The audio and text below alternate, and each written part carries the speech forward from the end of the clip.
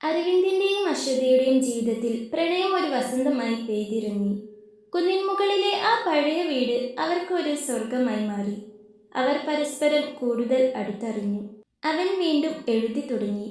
അവൻ എഴുതുന്ന ഓരോ വരിയിലും അവളും അവളുടെ ചിരിയും നിറഞ്ഞു നിന്നു. അവരുടെ ചിരിയും സംസാരവും ആ വിജനമായ മലഞ്ചെരിവുകളിൽ അലയടിച്ചു. അരവിന്ദ് അശ്വതിയെ സ്വന്തമാക്കാൻ തീരുമാനിച്ചു. ഒരു നിയമപരമായ വിവാഹത്തിലൂടെ അവൾക്ക് പൂർണ്ണ സുരക്ഷിതത്വം നൽകണം. എന്നാൽ കേശവന്റെ ഭീഷണി കാരണം അവർക്ക് ഗ്രാമം വിട്ട് നഗരത്തിൽ പോയി വിവാഹം കഴിക്കാൻ സാധിക്കുമായിരുന്നില്ല. ഒരുമിച്ചൊരു ജീവിതം തുടങ്ങാൻ ഇനിയും കാത്തിരിക്കാൻ അവർക്ക് തോന്നിയില്ല. പക്ഷേ അവളെ എല്ലാ അർത്ഥത്തിലും സ്വന്തമാക്കുന്നത് അതിൻ്റെതായ പവിത്രതയോടു കൂടിയാകണം എന്നവർക്കുണ്ടായിരുന്നു. അതുകൊണ്ട് തന്നെ ജാതകം നോക്കാനും നല്ല മുഹൂർത്തം നോക്കാനും ഒന്നും നിന്നില്ല. മലമുകളിൽ ഒരു കൃഷ്ണന്റെ അമ്പലമുണ്ട്. അധികം ആളുകളൊന്നും അവിടേക്ക് വരാറില്ല. നല്ല തണുപ്പുള്ളൊരു പുലർക്കാലത്ത് ദൈവത്തെയും പ്രപഞ്ചത്തെയും സാക്ഷി നിർത്തി അരവിന്ദ് അവളുടെ കഴുത്തിൽ താലി കെട്ടി, നെറുകിൽ സിന്ദൂരം ചാർത്തി. അങ്ങനെ അവന്റെ വിരലാൽ അവൾ സുമംഗലി ആയിരിക്കുന്നു. ഇനി ആർക്കും തമ്മിൽ പിരിച്ചു മാറ്റാൻ പറ്റാത്ത വിധം അവർ തമ്മിൽ ഒന്നായിരിക്കുന്നു. ഒരു ദിവസം അശ്വതിക്ക് അവളുടെ രണ്ടാനമ്മ രാധയെക്കുറിച്ചുള്ള ചിന്ത വന്നു. അരവിന്ദേട്ട, രാധമ്മയ്ക്ക് ഇപ്പോൾ എന്നെക്കുറിച്ച് ഒരു വിവരവും ഉണ്ടാകില്ല. കേശവൻ എന്ന കള്ളൻ വഞ്ചിക്കപ്പെട്ടപ്പോൾ അയാൾ അവിടെ ചെന്നിട്ടുണ്ടാകും. അയാൾ രാധമ്മയെ വെറുതെ വിട്ടിട്ടുണ്ടാകില്ല. അവൾ പറഞ്ഞു. ശരിയാണ്, അയാൾ തീർച്ചയായും അവിടെ ചെന്നിട്ടുണ്ടാകും. അവർ ചെയ്തതിനുള്ള ശിക്ഷ അവർക്ക് കിട്ടിയിരിക്കും. ചെറിയ തെറ്റൊന്നുമല്ലല്ലോ നിന്നോട് അവർ ചെയ്തിട്ടുള്ളത്.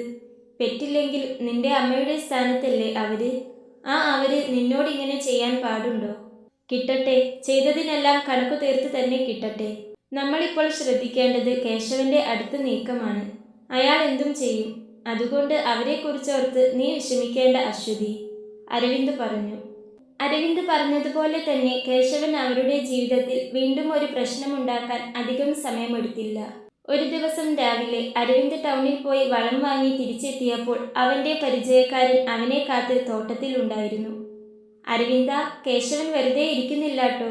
അവൻ നിന്നെക്കുറിച്ച് നാട്ടിലെങ്ങും വളരെ മോശമായ കാര്യങ്ങൾ പറഞ്ഞു പരത്തുന്നുണ്ട്. നീ ആരോടും പറയാതെ അയാളുടെ കുടുംബത്തിലെ ഒരു പെൺകുട്ടിയെ ഒളിപ്പിച്ചു വെച്ചിരിക്കുന്നു എന്നും അവളെ വിട്ടുകൊടുക്കാതിരിക്കാൻ നീ അയാളുടെ കൂടെ വന്നവരെ തല്ലി എന്നുമൊക്കെ അവൻ പറഞ്ഞു. അങ്ങനെ ഉണ്ടെങ്കിൽ തന്നെ അതിൽ ആളുകൾക്കെന്താണ് ഇത്ര പ്രശ്നം? എന്റെ വീട്ടിൽ ആരുണ്ടെന്ന് തീരുമാനിക്കേണ്ടത് ഞാനാണ്. അരവിന്ദിന്റെ ശബ്ദം കനത്തു. അങ്ങനെയല്ല അരവിന്ദ, നീ വിചാരിക്കുന്നത് പോലെ കേശവൻ അത്ര ചില്ലറക്കാരനല്ല. കേശവന് ഇവിടെ അത്യാവശ്യം നല്ല സ്വാധീനമുണ്ട്. അയാൾ ഒരു കേസ് കൊടുത്തിട്ടുണ്ട്. ബന്ധത്തിലെ കുട്ടിയാണെന്നല്ല, നീ ഒരു കൊടും കുറ്റവാളിക്ക് ഒളിക്കാൻ സഹായം നൽകുന്നു എന്നാണ് കേസ്. അങ്ങനെയെങ്കിൽ മാത്രമേ നിന്നെ കൊടുക്കാൻ പറ്റുള്ളൂ എന്ന് അയാൾക്കറിയാം, അവന്റെ പരിചയക്കാരൻ വീണ്ടും പറഞ്ഞു. അതുകേട്ട് അരവിന്ദിന്റെ നെറ്റി ചുളിഞ്ഞു. കുറ്റവാളിയോ? അവളോ? അവളല്ല കുറ്റവാളി. സത്യം പറഞ്ഞാൽ അയാളാണ് തെറ്റ് ചെയ്തത്. അവളൊരു ഇരയാണ്. അയാളുടെ കയ്യിൽ നിന്നും രക്ഷപ്പെട്ടു വന്ന ഇര. അവളെ ഞാൻ രക്ഷിച്ചിട്ടേ ഉള്ളൂ. പറയുമ്പോൾ കേശവനോടുള്ള ദേഷ്യം അവന്റെ ഉള്ളിൽ നിറഞ്ഞു നിന്നു. ശരിയായിരിക്കും, പക്ഷേ അതൊന്നും അവർക്ക് വിഷയമല്ല. കേശവന്റെ ലക്ഷ്യം നിന്നെ തകർത്ത് അവളെ വിട്ടുകിട്ടുക എന്നതാണ്. ഈ കേസ് വഴി അവർ നിന്നെയും ആ കുട്ടിയെയും പിടിക്കാൻ ശ്രമിക്കും. അരവിന്ദ് ആകെ അസ്വസ്ഥനായി. അവനെപ്പോലെ ഒതുങ്ങി ജീവിക്കുന്ന ഒരു കർഷകന് പോലീസും കോടതിയുമായി എങ്ങനെ മല്ലിടണമെന്ന് അറിയില്ലായിരുന്നു. എങ്കിലും മുൻപോട്ട് പോയേ പറ്റൂ. അവൾക്ക് വേണ്ടി. അവൾക്ക് വേണ്ടി എന്നല്ല, ഇപ്പോൾ അവൾ അവൻ്റേത് കൂടിയാണ്. അപ്പോൾ ഈ യുദ്ധം അവന് കൂടി വേണ്ടിയാണ്. അവൻ വീട്ടിലെത്തി. അവൻ വന്നതറിഞ്ഞ് അവൾ ഉമ്മറത്തേക്ക് വന്നു. അരവിന്ദിന്റെ മുഖഭാവം ശ്രദ്ധിച്ച അവൾക്ക് എന്തോ വല്ലാത്തൊരു പേടി തോന്നി. എന്താ അരവിന്ദേട്ട, എന്തെങ്കിലും പ്രശ്നമുണ്ടോ? അവൾ ചോദിച്ചു. അരവിന്ദ് അവളെ ചേർത്ത് പിടിച്ചു. കേശവൻ, അയാൾ പോലീസിൽ പരാതി നൽകിയിട്ടുണ്ട്. നീ ഒരു കൊടും കുറ്റവാളിയാണെന്നും നിനക്ക് ഒളിക്കാൻ ഞാൻ സഹായം നൽകി എന്നുമാണ് കേസ്. അയാൾ ഇനി നിയമപരമായി നമ്മെ ഉപദ്രവിക്കാൻ ശ്രമിക്കും. അവൻ പറഞ്ഞതു കേട്ട് അശ്വതിയുടെ കണ്ണുകൾ നിറഞ്ഞു. കുറ്റവാളിയോ? ഞാനോ? അയാളല്ലേ എന്നെ ദ്രോഹിക്കാൻ ശ്രമിക്കുന്നത്. ഇനി ഞാൻ കാരണം അരവിന്ദേട്ടനും കഷ്ടപ്പെടേണ്ടി വരുമോ? അവൾ പേടിയോടെ ചോദിച്ചു. എത്ര വട്ടം ഞാൻ നിന്നോട് പറഞ്ഞു അശ്വതി, നിന്നെക്കൊണ്ടുണ്ടാകുന്ന ഒരു ബുദ്ധിമുട്ടും അത് നിനക്ക് വേണ്ടി മാത്രമല്ല, അത് എനിക്കും കൂടി വേണ്ടിയുള്ളതാണെന്ന്. നീ കാരണമാണ് ഞാൻ വീണ്ടും ജീവിക്കാൻ പഠിച്ചത്, ആഗ്രഹിച്ചത്. അതുകൊണ്ട് ഇനി മുൻപിലേക്കുള്ള ഏത് പ്രതിസന്ധിയും നമ്മൾ ഒരുമിച്ച് തന്നെ നേരിടും. നീ എൻ്റെ ഭാര്യയാണ്, ഞാൻ നിന്റെ ഭർത്താവും. അത് മാത്രം ഓർത്താൽ മതി നീ. അരവിന്ദ് അവളെ ചേർത്ത് പിടിച്ചുകൊണ്ട് പറഞ്ഞതും അവൾ ഒരു താങ്ങിനെന്ന പോലെ അവൻ്റെ നെഞ്ചിലേക്ക് ചാഞ്ഞു. കേശവൻ നിയമപരമായി നീങ്ങിയെന്ന വാർത്ത അരവിന്ദിനെ വല്ലാതെ അസ്വസ്ഥനാക്കി. അവൻ ഹാളിലൂടെ അങ്ങോട്ടും ഇങ്ങോട്ടും നടന്നു. അശ്വതി പേടിയോടെ അവനെ നോക്കിക്കൊണ്ടിരുന്നു. നമുക്ക് ഇവിടുന്ന് എവിടേക്കെങ്കിലും ഓടിപ്പോയാലോ ഏട്ടാ?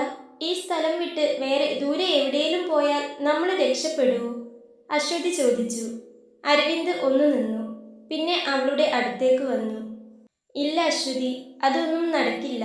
അത് കേശവന്റെ വിജയമായിരിക്കും. അയാൾ വെറുതെ നമ്മളെ പേടിപ്പിച്ച് ഓടിക്കുകയാണ്. അയാളുടെ പണവും സ്വാധീനവും ഈ ടൗണിൽ മാത്രമല്ല, രാജ്യത്തിന്റെ പല ഭാഗത്തുമുണ്ടെന്നാണ് കേൾക്കുന്നത്. അതുകൊണ്ട് നമ്മൾ എത്ര ദൂരം പോയാലും അയാൾ നമ്മളെ കണ്ടുപിടിക്കും. ഇപ്പോൾ പേടി കാരണം ഒളിച്ചോടിയാൽ നമ്മൾ വീണ്ടും ഒറ്റപ്പെടും. വീണ്ടും വീണ്ടും ഓടിക്കൊണ്ടിരിക്കേണ്ടി വരും, അവൻ പറഞ്ഞു. പിന്നെ പിന്നെ നമ്മൾ എന്തു ചെയ്യും?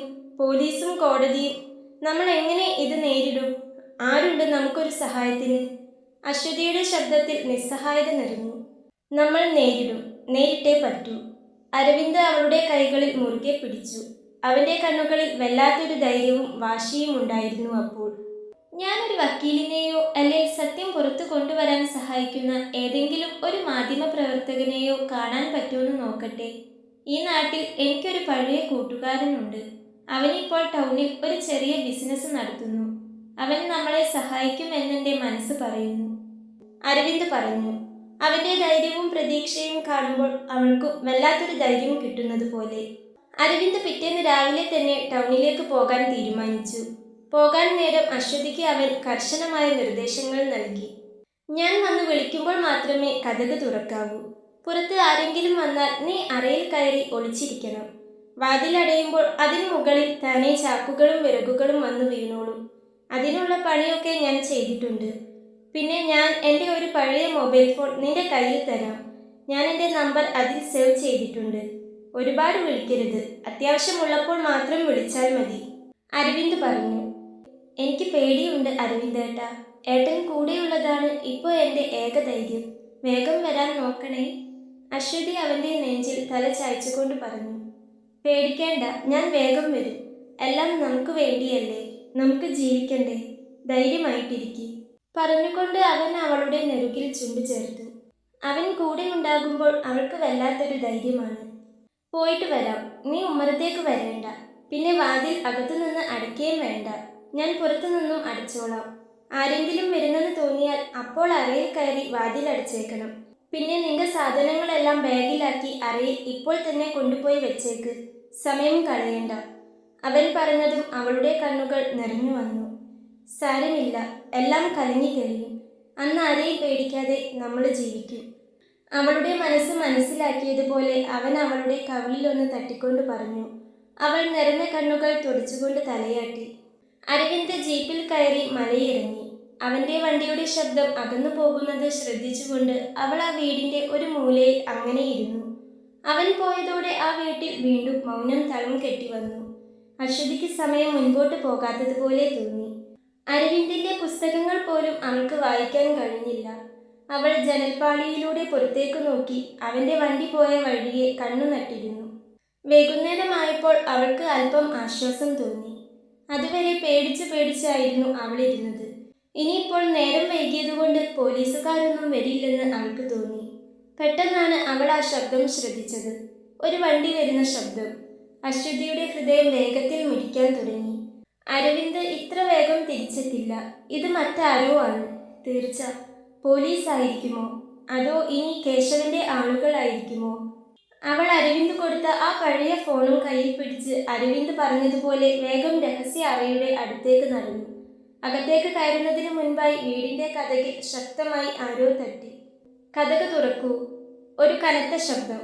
അത് അന്നു വന്ന കേശവന്റെ ഗുണ്ടകളിൽ ആരുടെയും ശബ്ദമായിരുന്നില്ല. അശ്വതി ജനലിന്റെ മറവിൽ നിന്ന് പുറത്തേക്ക് നോക്കി. മുറ്റത്ത് പോലീസ് ജീപ്പ്, യൂണിഫോമിലുള്ള 2 പോലീസുകാർ, കൂടി നാട്ടുകാരെ പോലെ തോന്നിക്കുന്ന 2 പേരും. പോലീസ് എന്നറിഞ്ഞതോടെ അവളുടെ പേടി ഇരട്ടിച്ചു.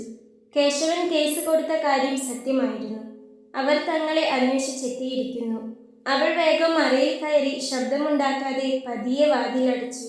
അരവിന്ദ്, നിങ്ങൾ ഇവിടെ ഉണ്ടെന്ന് ഞങ്ങൾക്കറിയാം. വാതിൽ തുറക്കൂ. ഇൻസ്പെക്ടറുടെ ശബ്ദം. അശ്വതി പേടിയോടെ വാ പൊത്തിപ്പിടിച്ച് ഒരു മൂലയിലേക്കിരുന്നു. അപ്പോൾ അവളുടെ മനസ്സിൽ അരവിന്ദിന്റെ വാക്കുകൾ മുഴങ്ങിക്കേട്ടു. പേടിക്കേണ്ട, ഞാനില്ലേ കൂടെ, ധൈര്യമായിരിക്കെ. അവൾ എന്തോ ഓർത്ത പോലെ അരവിന്ദിന്റെ മൊബൈൽ ഫോൺ എടുത്ത് അവന്റെ നമ്പർ എടുത്തെങ്കിലും പക്ഷേ ഡയൽ ബട്ടൺ അമർത്താൻ അവൾക്ക് കഴിഞ്ഞില്ല. അവനെ ഇനി വിളിച്ചാൽ അരവിന്ദ് ഉടൻ തന്നെ ഇവിടേക്ക് വരും. പോലീസ് അവനെ അറസ്റ്റ് ചെയ്യും. അവൾ തളർന്നു പോയി. ആ കുന്നിൻ മുകളിലെ ഒറ്റപ്പെട്ട ആ വീട്ടിൽ പുറത്തെ വെല്ലുവിളികളെ നേരിടാൻ അവൾ ഒറ്റയ്ക്കായി. വീണ്ടും കതകിൽ മുട്ടുകേട്ടു. ഇനിയും നിങ്ങൾ തുറന്നില്ലെങ്കിൽ ഞങ്ങൾക്ക് ഈ കതക് തകർക്കേണ്ടി വരും, ഇൻസ്പെക്ടർ വീണ്ടും പറഞ്ഞു. പോലീസുകാർ പിന്നീട് കൂടുതൽ സമയം കാത്തിരുന്നില്ല. ഒന്നും നോക്കേണ്ട, വാതിലങ്ങ് പൊളിച്ചേക്ക്, ഇൻസ്പെക്ടറുടെ കൽപ്പന കേട്ടു. ശക്തമായ ശബ്ദത്തോടെ വാതിൽ തകർക്കപ്പെട്ടു. പോലീസുകാർ വീടിനകത്തേക്ക് കയറി. അവരുടെ ബൂട്ടിന്റെ ശബ്ദം അവിടെ എങ്ങും മുഴങ്ങി. സർ, ഇവിടെ ആരുമില്ല, ലൈറ്റുകളെല്ലാം അണച്ചിട്ടിരിക്കുന്നു, ഒരു കോൺസ്റ്റബിൾ പറഞ്ഞു. നന്നായി നോക്ക്, അരവിന്ദ് എന്നൊരുത്തനെയാണ് നമുക്ക് വേണ്ടത്. അവനില്ലെങ്കിൽ അവൻ ഒളിപ്പിച്ച ആ പെണ്ണിനെ കണ്ടെത്തണം, ഇൻസ്പെക്ടർ ആജ്ഞാപിച്ചു. പോലീസുകാർ ആ വീടിന്റെ ഓരോ മുക്കും മൂലയും തിരഞ്ഞു. അടുക്കള, ഹാൾ, അലമാരകൾ, അങ്ങനെ എല്ലാ മുറികളിലും അവർ കയറിയിറങ്ങി എല്ലായിടവും തിരഞ്ഞു. അശ്വതി ഒളിച്ചിരുന്ന ആ മുറിയിലും അവർ എത്തി. അവൾക്ക് ശ്വാസം അടക്കി പിടിക്കേണ്ടി വന്നു. അവരുടെ ബൂട്ടുകൾ നേരെ തലയ്ക്ക് മുകളിലൂടെ നടക്കുന്ന ശബ്ദം അവൾ കേട്ടു. വിറകുകൾ അടുക്കി വെച്ച അറയുടെ അടുത്തു നിന്ന് കോൺസ്റ്റബിൾ പറഞ്ഞു. സർ, ഇവിടെ വിറകുകൾ മാത്രമേ ഉള്ളൂ. ശരി, അടുത്തെവിടെയെങ്കിലും വീടുണ്ടെങ്കിൽ അവിടം കൂടി നോക്കണം. പക്ഷേ ഇവിടെ അടുത്ത് വേറെ വീടൊന്നുമില്ലല്ലോ. അങ്ങനെയെങ്കിൽ ഈ മലമുകളിൽ വേറെങ്ങും അവർ പോകാൻ വഴിയില്ല. ചിലപ്പോൾ അവർ മലയിറങ്ങി ടൗണിൽ എത്തിയിട്ടുണ്ടാകും, ഇൻസ്പെക്ടർ നിരാശയോടെ പറഞ്ഞു. പോലീസുകാർ വീടിന് പുറത്തേക്ക് പോയി. അവരുടെ ജീപ്പ് സ്റ്റാർട്ട് ചെയ്യുന്ന ശബ്ദവും മലയിറങ്ങി പോകുന്നതും അശ്വതി അറയുടെ ഉള്ളിൽ കിടന്നു കേട്ടു. അവളിൽ നിന്നും ആശ്വാസത്തിന്റെ ഒരു നെടുവീർപ്പ് പുറത്തു വന്നു. അവർ പോയി കഴിഞ്ഞു. കുറെ നേരം കഴിഞ്ഞാണ് അവൾ അറയിൽ നിന്നും പുറത്തേക്ക് വന്നത്. ഉമ്മറത്തെ തകർന്ന വാതിൽ കണ്ടപ്പോൾ അവളുടെ നെഞ്ചൊന്ന് പിടഞ്ഞു. അവനെ വിളിച്ചാലോ എന്ന് കരുതി അവന്റെ നമ്പറിലേക്ക് ഡയൽ ചെയ്യാൻ പോകുമ്പോഴാണ് അവളുടെ കയ്യിലെ ഫോണിലേക്ക് ഒരു കോൾ വന്നത്. നോക്കിയപ്പോൾ അത് അരവിന്ദായിരുന്നു. അശ്വതി, നീ സുരക്ഷിതയാണോ? അവിടെ എന്തെങ്കിലും പ്രശ്നമുണ്ടോ? എന്താ ഫോൺ എടുക്കാതിരുന്നേ? അവന്റെ ശബ്ദത്തിൽ പരിഭ്രാന്തി നിറഞ്ഞു. അവൻ നേരത്തെ അവളെ വിളിക്കുന്നുണ്ട്. അവളുടെ ഫോൺ സൈലന്റ് ആയിരുന്നത് കൊണ്ട് തന്നെ നേരത്തെ വിളിച്ചതൊന്നും അവർ വന്ന വെപ്രാളത്തിൽ അവൾ അറിഞ്ഞിട്ടില്ല. പോലീസ് ഇവിടെ വന്നിരുന്നു അരവിന്ദേട്ടാ. അവർ നമ്മുടെ ഉമ്മറത്തെ വാതിൽ തകർത്ത് അകത്തു കടന്നു. ഞാൻ ഏട്ടൻ പറഞ്ഞതുപോലെ അറയിൽ കയറി ഒളിച്ചിരുന്നു. അവര് പോയി കുറെ നേരം കഴിഞ്ഞിട്ടാ പുറത്തേക്ക് വന്നേ. ഏട്ടൻ എവിടെയാ? ഏട്ടന് കുഴപ്പമൊന്നും ഇല്ലല്ലോ അല്ലേ?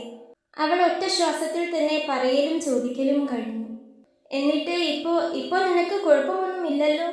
അവൻ ചോദിച്ചു. ഇല്ല. ഏട്ടൻ എവിടെയാ? പോയ കാര്യം എന്തായി? അവൾക്ക് അവനെക്കുറിച്ചാണ് അറിയേണ്ടത്. ഞാനൊരു ചെറിയ അപകടത്തിൽ പെട്ടു അശ്വതി. ഞാൻ എൻ്റെ കൂട്ടുകാരൻ സന്ദീപിനെ കണ്ടിരുന്നു. ഞങ്ങൾ രണ്ടാളും കൂടി ഒരു വക്കീലിനെ കാണാൻ പോകുന്ന വഴിക്കാണ് ഇത് സംഭവിച്ചത്. എന്താ പറ്റി അരവിന്ദേട്ടാ? വക്കീലിനെ കാണാൻ കഴിഞ്ഞോ? ഇല്ല. വക്കീലിന്റെ അടുത്ത് എത്തുന്നതിനു മുൻപ് കേശവന്റെ ആളുകൾ എൻ്റെ വണ്ടി തടഞ്ഞു. എന്നെ മാത്രമല്ല സന്ദീപിനെയും ഉപദ്രവിച്ചു. ഞങ്ങൾ എങ്ങനെയോ അവരെ തട്ടിമാറ്റി ഓടി രക്ഷപ്പെട്ടു. ഇപ്പോൾ ഞങ്ങൾ താഴത്തുള്ളൊരു കാട്ടിലാണ്. ഫോണിലാണെങ്കിൽ ചാർജും തീരാറായി. അവൻ പറയുന്നത് കേൾക്കെ അശ്വതിക്ക് കരച്ചിൽ വന്നു. എന്നിട്ട് അവർ വല്ലാതെ ഉപദ്രവിച്ചോ? ഏയ് ഇല്ല, കുഴപ്പമില്ല. അവൻ അവളെ സമാധാനിപ്പിച്ചു. ഏട്ടൻ എന്നാ ഒരു കാര്യം ചെയ്യ്. ഇപ്പോൾ ഏട്ടൻ ഇങ്ങോട്ട് വരേണ്ട. പോലീസ് ചിലപ്പോൾ ഇവിടെയൊക്കെ തന്നെ ഉണ്ടാകും. അരവിന്ദേട്ടൻ തൽക്കാലം എവിടെയും ഒന്ന് ഒളിച്ചിരിക്കി, അവൾ പറഞ്ഞു. ഇല്ല അശ്വതി, നിന്നെ അവിടെ ഒറ്റയ്ക്ക് വിട്ടിട്ട് ഞാൻ എങ്ങനെയാണ് എവിടെയും ഒളിച്ചിരിക്കുന്നത്? ഞാൻ ഇപ്പോൾ തന്നെ അവിടേക്ക് വരാൻ പോവുകയാണ്. കേശവൻ എവിടെയും പോകാൻ സാധ്യതയില്ല. അയാൾ ചിലപ്പോൾ ഇവിടെ എത്താൻ സാധ്യതയുണ്ട്. നീ ഒരു കാര്യം ചെയ്യ്. ഞാൻ വരുന്നത് വരെ അറയിൽ തന്നെ ഇരിക്കി. ഞാൻ എങ്ങനെയും വേഗം എത്താം. പറഞ്ഞുകൊണ്ട് അരവിന്ദ് ഫോൺ വെച്ചു. വീട്ടിൽ നടന്ന കാര്യങ്ങൾ അവൻ സന്ദീപിനോട് പറഞ്ഞു. അവൾ അവിടെ ഒറ്റയ്ക്കാണെന്നും എത്രയും പെട്ടെന്ന് തിരിച്ചു പോകണമെന്നും അവൻ പറഞ്ഞു. അവളെ ഓർത്ത് അവലാതിപ്പെടുന്ന അവന്റെ കണ്ണുകൾ കാണുമ്പോൾ സന്ദീപിന് മറുത്തൊന്നും പറയാനും തോന്നിയില്ല. എന്നാൽ അവനെ തനിച്ചു വിടാനും സന്ദീപിന് തോന്നിയില്ല. ഞാനും കൂടെ വരാം. ഈ രാത്രി തന്നെ നമുക്ക് എങ്ങനെയെങ്കിലും ഈ നാട് വിടണമെന്ന് സന്ദീപ് പറഞ്ഞു. ഫോൺ വെച്ചു കഴിഞ്ഞതും അശ്വതി തളർന്നിരുന്നു. അരവിന്ദിനെ കേശവന്റെ ആളുകൾ ഉപദ്രവിച്ചിരിക്കുന്നു. എല്ലാം താൻ കാരണം. അവനു വേണ്ടി അവൾക്ക് ഒന്നും ചെയ്യാൻ കഴിഞ്ഞില്ലല്ലോ എന്നോർത്ത് അവൾക്ക് സങ്കടം തോന്നി. കൂടാതെ ഇതെല്ലാം എവിടെ ചെന്ന് നിൽക്കുമെന്നോർത്ത് വല്ലാത്തൊരു ആധിയും. അവൾ തകർന്നു കിടക്കുന്ന ഉമ്മറത്തെ വാതിലിലൂടെ പുറത്തേക്ക് നോക്കി. ഈ മലയുടെ ആരുമില്ലാത്ത ഏതെങ്കിലും ഒരു ഭാഗത്ത് വെച്ച് അരവിന്ദിന് എന്തെങ്കിലും സംഭവിച്ചാൽ അവൾ വീണ്ടും ഒറ്റയ്ക്കാകും. അതുപോലെ അവൾക്കെന്തെങ്കിലും സംഭവിച്ചാൽ അവനും വീണ്ടും ഈ ജീവിതത്തിൽ ഒറ്റപ്പെട്ടു പോകും. അവൾ ഉടൻ തന്നെ തളർന്നിരിക്കുന്നത് നിർത്തി. അരവിന്ദ് പറഞ്ഞതുപോലെ അവൻ കൊടുത്ത ഫോണും പിടിച്ച് അരയ്ക്കുള്ളിലേക്ക് തന്നെ കയറി. അവൾ നിറഞ്ഞൊഴുകുന്ന 2 കണ്ണുകളും അമർത്തി തുടച്ചു. ഇനി പേടിച്ചു നിന്നിട്ട് കാര്യമില്ല. ഞങ്ങൾ ഒരു തെറ്റും ചെയ്തിട്ടില്ല. ഞങ്ങൾക്ക് ജീവിക്കണം, അവൾ സ്വയം പറഞ്ഞ് മനസ്സിനെ ധൈര്യപ്പെടുത്താൻ ശ്രമിച്ചുകൊണ്ടിരുന്നു. സമയം വീണ്ടും ഒരുപാട് കടന്നുപോയി. പുറത്ത് കാടിന്റെ നിശബ്ദത മാത്രം. അവൾ അരവിന്ദ് വന്ന് വിളിക്കുന്നതും കാത്ത് ആ അറയിൽ അങ്ങനെ തളർന്നിരുന്നു. വീട്ടിലെത്തിയതേ അവൻ കാണുന്നത് തകർന്നു കിടക്കുന്ന ഉമ്മറത്തെ വാതിലാണ്. പോലീസുകാർ വന്നപ്പോൾ തെളിച്ച വെളിച്ചം അവർ പോകുമ്പോൾ അണച്ചിരുന്നില്ല. അത് അതേപടി കത്തിക്കൊണ്ടിരുന്നു. അവന്റെ നെഞ്ചൊന്ന് പിടഞ്ഞു. അവൻ വേഗം ആ വീടൊന്നാകെ പരിശോധിച്ചു. വീട്ടിലൊന്നും ആരും ഒളിച്ചിരിക്കുന്നില്ലെന്ന് ഉറപ്പുവരുത്തിയ ശേഷം അവൻ വേഗം അറയുള്ള മുറിയിലേക്ക് ചെന്നു. അശ്വതി, ഇത് ഞാനാണ്, പുറത്തേക്ക് വാ. വാതിൽ തുറന്നുകൊണ്ട് അവൻ അവളെ വിളിച്ചു. അവൾ വേഗം പുറത്തേക്ക് വന്നു. മുറിവേറ്റ ശരീരവും മുഖത്ത് ചോരപ്പാടുകളുമായി നിൽക്കുന്ന അരവിന്ദിനെ കണ്ട് അവളൊന്ന് ഞെട്ടി. അവളൊരു കരച്ചിലോടെ അവന്റെ നെഞ്ചിലേക്ക് ചേർന്നു. പേടിച്ചു പോയോ? സാരമില്ല, ഞാൻ വന്നില്ലേ, പറഞ്ഞുകൊണ്ട് അവൻ അവളുടെ മുടിയിലൂടെ പതിയെ തലോടിക്കൊണ്ടിരുന്നു. അവന്റെ കണ്ണുകളും നിറഞ്ഞിരുന്നു ആ സമയം. പെട്ടെന്ന് അവൾ എന്തോ ഓർത്തതുപോലെ അവനിൽ നിന്നും അകന്നു മാറി. ഞാൻ വെള്ളം കൊണ്ടുവരാം, പറഞ്ഞുകൊണ്ട് മുറിയിൽ നിന്നും പുറത്തേക്ക് നടന്നപ്പോഴാണ് അവൾ ഹാളിൽ നിൽക്കുന്ന സന്ദീപിനെ കാണുന്നത്. അവനെ കണ്ടതും അവൾ പേടിയോടെ ഞെട്ടിവിറച്ച് പിറകിലേക്ക് ഒരടി വെച്ചുപോയി. പേടിക്കേണ്ട, ഞാൻ പറഞ്ഞില്ലേ, ഇതാണ് സന്ദീപ്. ഇവനെ കാണാനാണ് ഞാൻ പോയത്. അവളുടെ പേടി കണ്ട് അരവിന്ദ് വേഗം പറഞ്ഞതും അവൾ സന്ദീപിനെയും ഒന്ന് നോക്കി. അവനും ക്ഷീണിച്ചിട്ടുണ്ട്. നോക്കിയപ്പോൾ അവന്റെ ദേഹത്തും പരിക്കുകൾ ഉണ്ട്. അവൾക്ക് അവനോട് വല്ലാത്ത നന്ദി തോന്നി. സന്ദീപിനെ നോക്കി അവൾ ദയനീയമായൊന്ന് ചിരിക്കാൻ ശ്രമിച്ചു. ഞാൻ വെള്ളം കൊണ്ടുവരാം, പറഞ്ഞുകൊണ്ട് അവൾ വേഗം അടുക്കളയിലേക്ക് നടന്നു. വെള്ളം നിറച്ചൊരു ജഗ്ഗും 2 ഗ്ലാസുമായി അവൾ വേഗം തന്നെ തിരിച്ചു വന്നു. 2 പേർക്കും വെള്ളം ഒഴിച്ചു കൊടുത്തു. അവർ തിരക്കിട്ട് വെള്ളം കുടിക്കുന്നത് കണ്ട് അവൾക്ക് വീണ്ടും വേദനിച്ചു. അവര് വല്ലാതെ ഉപദ്രവിച്ചോ? ചോദിക്കുമ്പോൾ അവളുടെ കണ്ണുകൾ നിറഞ്ഞൊഴുകിയിരുന്നു. ഏയ്, അതിന് മാത്രമില്ല. അപ്പോഴേക്കും ഞങ്ങൾ എങ്ങനെയൊക്കെയോ രക്ഷപ്പെട്ടു. അതിനുത്തരം പറഞ്ഞത് സന്ദീപാണ്. അവൾ വീണ്ടും അവനെ നന്ദിയോടൊന്ന് നോക്കി. അത്യാവശ്യം നല്ലൊരു ആക്രമണം തന്നെ നടന്നിട്ടുണ്ട്. തന്നെ ആശ്വസിപ്പിക്കാൻ വേണ്ടി പറയുന്നതാണ് ഇതെല്ലാം എന്ന് അവൾക്ക് മനസ്സിലായി. ഞാൻ പറഞ്ഞതല്ലേ പോലീസുകാരി ഇവിടെ വന്നു പോയെന്ന്. എന്തിനാ ഇപ്പോൾ തന്നെ ഇങ്ങോട്ട് വന്നത്? അവരുടെ കയ്യിലെങ്ങാനും കിട്ടിയിരുന്നെങ്കിൽ എന്താകുമായിരുന്നു? നിങ്ങൾക്ക് എവിടെയെങ്കിലും ഒളിച്ചിരുന്നാൽ മതിയായിരുന്നല്ലോ. ഇതിപ്പോ നിങ്ങൾ ഇവിടം എത്തുന്നത് വരെ ഞാൻ ചത്തു ജീവിച്ചതാ. അവൾ പറയുമ്പോൾ അരവിന്ദ് അവളുടെ തോളിലൂടെ കൈയിട്ട് തന്നോട് ചേർത്ത് പിടിച്ചു. നിന്നെ ഒറ്റയ്ക്കാക്കി എനിക്കങ്ങനെ ഒളിച്ചിരിക്കാൻ പറ്റുമെന്ന് നിനക്ക് തോന്നുന്നുണ്ടോ അശ്വതി? ഞാൻ നിന്റെ ഭർത്താവാണ്, നീ എൻ്റെ ഭാര്യയും. നിന്നെ സംരക്ഷിക്കേണ്ടത് എൻ്റെ ഉത്തരവാദിത്വമാണ്, അവൻ പറഞ്ഞു. അവൾ അതിനൊന്നും പറഞ്ഞില്ല. അവനെ തന്നെയൊന്ന് നോക്കിയതേയുള്ളൂ. മരുന്ന് വെക്കണ്ടേ മുറിവിൽ? അവൾ ചോദിച്ചുകൊണ്ട് വേഗം ചെന്ന് മരുന്നുപെട്ടി എടുത്തുകൊണ്ട് വന്നു. അവൾ തന്നെയാണ് 2 പേരുടെയും മുറിവിൽ മരുന്ന് വെച്ച് കൊടുത്തത്. മരുന്ന് വെക്കുന്നതിനിടെ അവൾ കരയുന്നുണ്ട്. നിറഞ്ഞ കണ്ണുകൾ തുടയ്ക്കുന്നുണ്ട്. സന്ദീപ് ഒരു നിമിഷം അവിടെ തന്നെ നോക്കി നിന്നുപോയി എന്നതാണ് സത്യം. അവർ തമ്മിലുള്ള സ്നേഹത്തിന്റെ ആഴം എത്രത്തോളം ഉണ്ടെന്ന് അവന് മനസ്സിലായി. അരവിന്ദ് പറഞ്ഞ് അവളുടെ കാര്യങ്ങളെല്ലാം അവന് അറിയാമായിരുന്നു. ഒരു കുഞ്ഞു പെങ്ങളോടുള്ളതുപോലെ ഒരു വാത്സല്യം അവൻ അവളോട് തോന്നി. എന്നാ പിന്നെ നേരം കളയണ്ട, ഇപ്പോൾ തന്നെ ഇറങ്ങിയേക്കാം.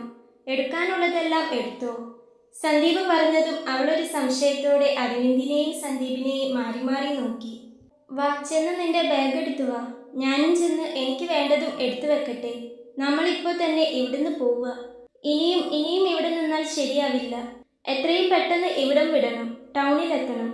എന്നിട്ട് വേണം ഇതിനെല്ലാം ഒരു തീരുമാനമുണ്ടാക്കാൻ. ഇനിയും കേശവനെ പേടിച്ച് ജീവിക്കാൻ കഴിയില്ല. അരവിന്ദ് പറയുമ്പോൾ അവൻ്റെ കണ്ണുകളിൽ വല്ലാത്തൊരു ഉറപ്പുണ്ടായിരുന്നു. അവൾ സന്ദീപിൻ്റെ മുഖത്തേക്കും ഒന്ന് നോക്കി. അവൾ നോക്കുന്നത് കണ്ട് അവനും അവളെ നോക്കി എല്ലാം ശരിയാക്കുമെന്ന പോലെ തലയാട്ടി.